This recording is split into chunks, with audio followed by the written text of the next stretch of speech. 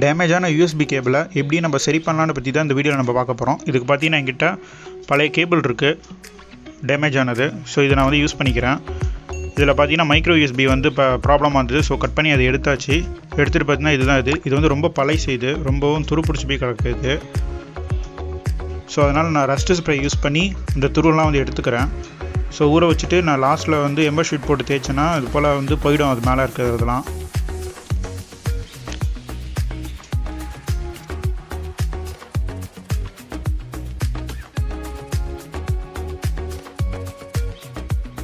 Already என்கிட்ட வந்து micro USB மேல் பின் வந்து நான் வச்சுருக்கேன் கொஞ்சம். ஸோ அதை தான் வந்து இப்போ நான் யூஸ் பண்ண போகிறேன்.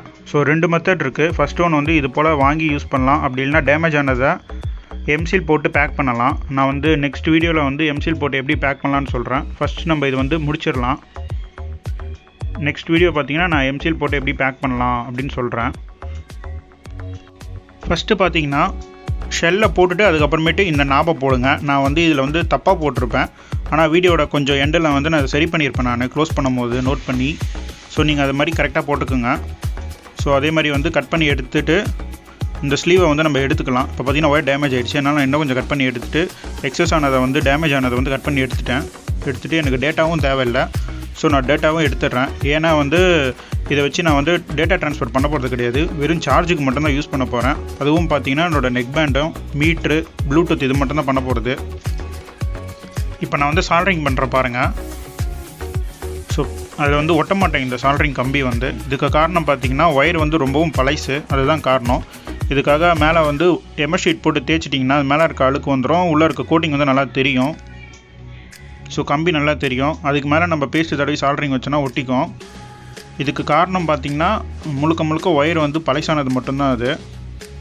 ஸோ இப்படி பண்ணால் தான் இது வந்து யூஸ் பண்ண முடியும். இதனால் வந்து நமக்கு வந்து 1 ஆம்ஸ்க்கு கிட்ட நமக்கு வந்து அவுட்புட் கிடைக்கும். ஆனால் 2 ஆம்ஸ் கிடைக்குமான்னு கேட்டிங்கன்னா டவுட்டு, ஏன்னா இது வந்து ரொம்பவும் பழைய ஒயரு, அதுக்காக தான் சொல்கிறேன் நான். ஸோ நீங்கள் யூஸ் பண்ணும்போது அது கொஞ்சம் செக் பண்ணிக்கோங்க. உங்களுக்கு 2 ஆம்ஸ் வேணும்னா கொஞ்சம் ரீசெண்டாக எதனா டேமேஜ் ஆன ஒயர் யூஸ் பண்ணுங்கள், அதுதான் வந்து சரியாக வரும். நான் வீடியோ எண்டில் இதோட வந்து ஆம்ஸ் ரேட்டிங் காட்டுறேன் நான், இதோட அவுட்புட் வந்து எவ்வளோ கொடுக்குதுன்றத. ஸோ அந்த போர்ட்டில் இப்போ நம்ம வந்து சால்ட்ரிங் வச்சிடலாம் பேஸ்ட்டை தடவிட்டு.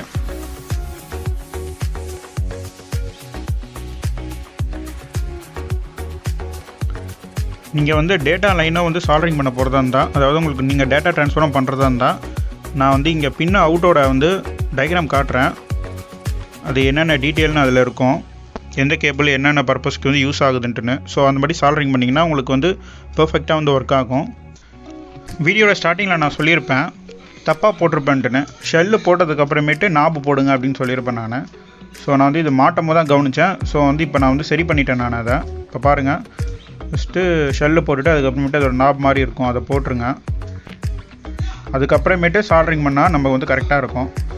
பார்த்திங்கன்னா இப்போ வந்து நான் சால்ட்ரிங் பண்ணுறேன்.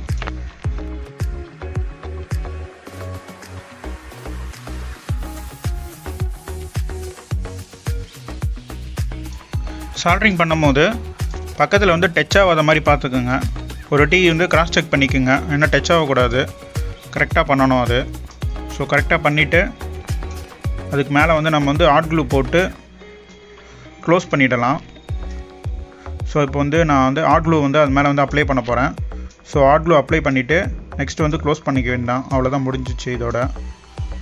நெக்ஸ்ட்டு வந்து இதோட வந்து டெஸ்டிங் நம்ம பண்ணலாம், இதோட அவுட்புட் என்ன கிடைக்குது அதை பற்றி.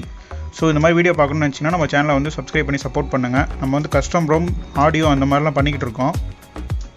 ஸோ வந்து பார்க்கணுன்னு நினச்சிங்கன்னா பாருங்கள், நான் கார்டு கொடுக்குறேன், டிஸ்கிரிப்ஷனில் கொடுக்குறேன். நம்ம சேனலுக்குள்ளே போய் பார்த்தீங்கன்னாலும் தெரியும் ப்ளூடூத் நெக் பேண்ட்லாம் எப்படி ரிப்பேர் பண்ணுறது அந்த மாதிரிலாம் வீடியோலாம் போட்டிருப்போம். ஸோ பார்க்கணுன்னு நினச்சா பாருங்கள். ஸோ இப்போ நான் கரெக்டாக எடுத்துகிட்டு ஃபுல்லாக வந்து க்ளோஸ் பண்ணிக்கிறேன். ஸோ க்ளோஸ் பண்ணிவிட்டு டைட்டாக க்ளோஸ் பண்ணணும் அதை. இந்த மாதிரி க்ளோஸ் பண்ணிங்க, நான் க்ளோஸ் பண்ணுற மாதிரி. நெக்ஸ்ட்டு பார்த்தீங்கன்னா டைட்டாக பேக் பண்ணதுக்கப்புறமேட்டு நான் வந்து ரஸ்ட் ஸ்ப்ரே போட்டு கொஞ்சம் நேரம் வந்து ஊற வச்சுருந்தேன். ஸோ இப்போ நான் உங்களுக்கு காட்டுறேன் பாருங்கள். ஸோ பார்த்தீங்கன்னா எவ்வளோ பிளாக்காக இருக்குது, துருப்பிடிச்சிருக்கு. ஸோ வந்து இப்போ வந்து நான் வந்து எம்எஸ் ஷீட் போட்டு தேய்ச்சி எடுக்கிறேன். இப்போ பாருங்கள், இப்போ பார்த்தீங்கன்னா கொஞ்சம் க்ளீன் ஆகிடுச்சு. ஃபஸ்ட்டு இருந்ததோட எவ்வளோ பரவாயில்ல. இப்போ நம்ம வந்து டெஸ்டிங் பார்க்கலாம். இது வந்து என்னோடய ப்ளூடூத் ஸ்பீக்கர் இது பார்த்தீங்கன்னா 1 ஆம்ஸ் சார்ஜர் போர்டு தான் நான் வந்து யூஸ் பண்ணியிருந்தேன். ஸோ 1 ஆம்ஸ்க்கு மேலே போகாது.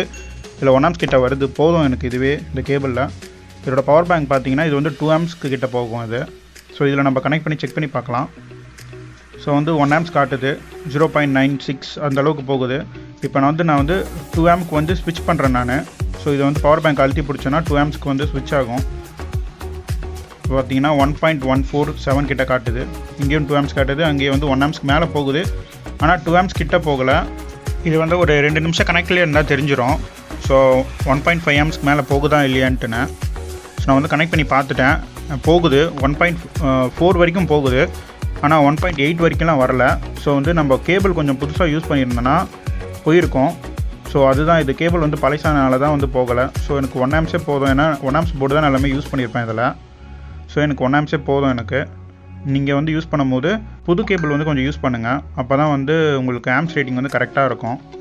ஸோ நான் யூஸ் பண்ணது எல்லாமே 1 ஆம்ஸ் மதர் போர்டு தான் இதில் யூஸ் பண்ணியிருப்பேன் நான், சார்ஜிங் பொறுத்த வரைக்கும்.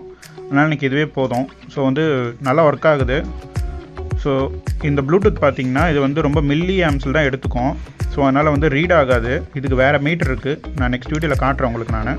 தேங்க்ஸ் ஃபார் வாட்சிங், பாய்.